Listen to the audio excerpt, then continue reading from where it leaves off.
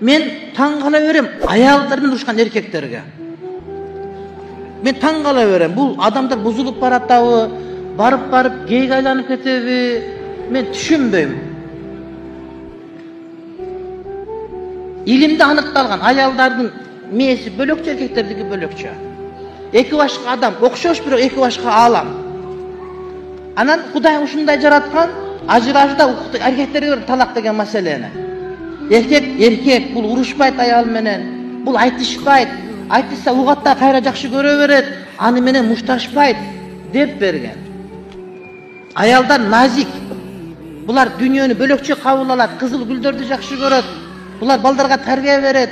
Булардын жүрөгүндөгү сезими акыл абдан көп аялдардыкы, бирок сезими андан дагы көбүрөөк. Ошон үчүн сезим менен мамиле кылып коюшу мүмкүн деп аларга ажыраш укукту берген эмес, талак бере албайт аялдар. Анан ошону түшүнүп туруп деле аял менен урушуп, аны менен айтышып, анан сен жаңы үйлөнгөндө экинчи күнү мындай дегенсиң, 5 жылдан кийин мындай дегенсиң, ошону ушинтип сүйлөп алгансың деп ар бир сөзүн эсептеп жазып, аялдын катачылыгын тапкан эркек бул эркектик касиетин жоготуп баштаган деген сөз дароо дем салдырыш керек. Башка жол жок тууганым, бул туура эмес маселе.